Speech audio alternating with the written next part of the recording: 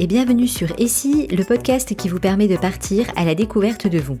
Je suis Sylvie Esteves, je suis coach professionnel certifié et chaque semaine je vous invite à explorer un outil puissant pour éclairer une pièce de votre puzzle. En quelques minutes, je vous donne des clés pour mettre en œuvre directement les outils de votre évolution. Alors, suivez-moi.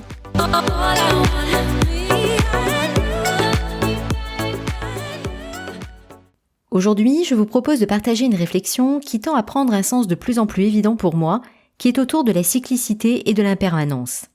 J'ai conscientisé ces deux dimensions de façon beaucoup plus évidente ces derniers mois, mais aussi au fur et à mesure du temps qui passe. Dans ce podcast, j'ai l'habitude de vous proposer des outils pour partir à la découverte de vous, et je veux aujourd'hui vous inviter à une réflexion sous un angle légèrement différent, en explorant la combinaison de ces deux éléments. Parlons tout d'abord du cycle. Il se définit comme une suite de phénomènes se renouvelant sans arrêt dans un ordre immuable. Par exemple, le cycle des saisons, les cycles de la lune, le cycle de la journée et bien d'autres. Nos vies sont une succession et une concomitance de cycles divers et variés dans une multitude de domaines. Si vous avez des enfants scolarisés, vous avez probablement intégré les cycles scolaires qui tendent à gouverner votre organisation quotidienne. Ils peuvent dicter vos dates de congé, votre organisation professionnelle, votre organisation familiale, vos heures de lever, de coucher, tout comme vos choix d'activités extra-professionnelles ou extrascolaires. La répétition de ces cycles avec leur construction immuable peut générer un stress très important de par la pression et les contraintes qu'ils exercent sur nos choix et notre liberté. Ils sont très souvent à l'origine du blues du dimanche soir dans le meilleur des cas, et de plus en plus ils font le lit de nombreux burn-out et dépressions, tant ils peuvent nous mettre face à notre supposée impuissance. Prenons l'exemple du dimanche. Il sera toujours le dernier jour de la semaine, inscrit dans notre inconscient collectif comme la fin du repos dominical pour une large partie de la population. Il s'accompagne pour certains de difficultés à trouver le sommeil et porte la nécessité de changer son rythme pour reprendre celui du travail et de ses propres cycles. Les familles peuvent avoir leur rituel pour faire de cette journée autre chose que la fin du week-end. Cela peut prendre beaucoup d'énergie pour des résultats pas toujours à la hauteur et cela contribue bien souvent, sans qu'ils en aient conscience, à générer leur propre cycle potentiellement immuable. Mais alors, n'y a-t-il rien à faire contre cela ? Je pense que non. Tout du moins, de mon point de vue, nous avons surtout à faire avec la conscience de ces cycles qui sont à l'œuvre et qui peuvent plus ou moins impacter nos états internes, notre humeur, nos envies, nos choix, nos projets et nos rêves. Nous avons aussi à nous poser pour observer de quelle façon nous les traversons, avec quelle énergie nous les envisageons et dans quelle mesure nous les intégrons en tant que composants de notre environnement interne et externe. Être conscient de vos rapports aux différents cycles qui vous accompagnent est le premier pas vers un peu plus de pouvoir à aller vers ce que vous choisissez, plutôt que de vous éloigner de ce que ces cycles vous proposent au détriment de vos propres besoins. Voilà pour ce qui est des cycles, mais je vous ai dit que j'allais aussi vous parler du lien que je fais avec l'impermanence.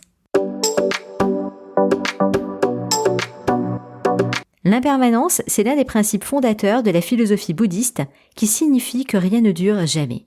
Ce qui veut dire que tout bouge tout le temps. Ça résonne très fort en moi de penser que le bonheur ne peut être qu'éphémère, que le bien-être n'est le fait que d'un instant plus ou moins long, ou que le calme précède inéluctablement la tempête. Enfin, ça, c'est dans ma vision extrémiste. Parce qu'avec le temps, j'ai compris que c'est la façon de comprendre l'impermanence qui colore ma vision un brin fataliste. Derrière l'idée que rien ne dure, j'ai envie de compléter en disant que rien ne dure exactement tel que c'est à cet instant précis, puisque seul le moment présent existe. J'ai aussi envie de penser que le champ des possibles est infini et que l'inconnu n'est pas fatalement moins bien. Et lorsque j'associe ensemble la réalité des cycles avec le fait que rien ne dure, je peux observer que oui, les cycles se répètent, et il m'appartient de les traverser en y installant ce qui nourrit mes besoins. Je peux aussi me dire que mes besoins d'hier ne sont pas ceux d'aujourd'hui ni ceux de demain, et que la satisfaction de mes besoins prendra d'autres formes, d'autant que moi-même, je vois bien que je ne suis pas la même femme qu'hier, ni tout à fait celle de demain. Bien sûr, cela n'est pas perceptible à l'échelle d'un jour, mais par contre, sur une échelle de 5 à 10 ans, c'est assez révélateur et édifiant. Et vous ? Où en êtes-vous dans votre relation avec les différents cycles qui jalonnent votre vie ? Je vous propose de commencer par les identifier en vous inspirant de ceux que j'ai cités au début, à savoir le cycle des saisons, le cycle de la journée, le cycle de la semaine, le cycle de la lune, le cycle scolaire, le cycle de l'année, vos cycles professionnels. Une fois votre liste établie, choisissez-en un et notez de quelle façon il impacte votre vie. Quelles sont les contraintes qu'il vous impose et quelles sont les opportunités qu'il vous apporte. Ensuite, Pour chaque contrainte identifiée, demandez-vous comment vous pourriez en faire une opportunité. Pour vous aider, je vous propose d'utiliser ma baguette magique de coach, vraiment, et d'écrire en toutes lettres sur votre carnet comment faire pour que cette contrainte que j'ai identifiée devienne une ressource pour moi alors que je ne l'ai jamais fait. Je répète cette phrase encore une fois.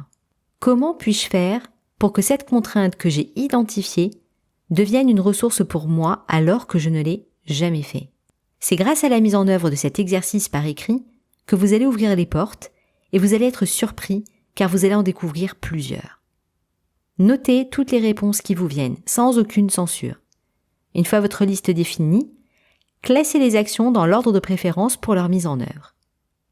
Enfin, définissez quel premier pas vous allez mettre en œuvre pour réaliser votre première action.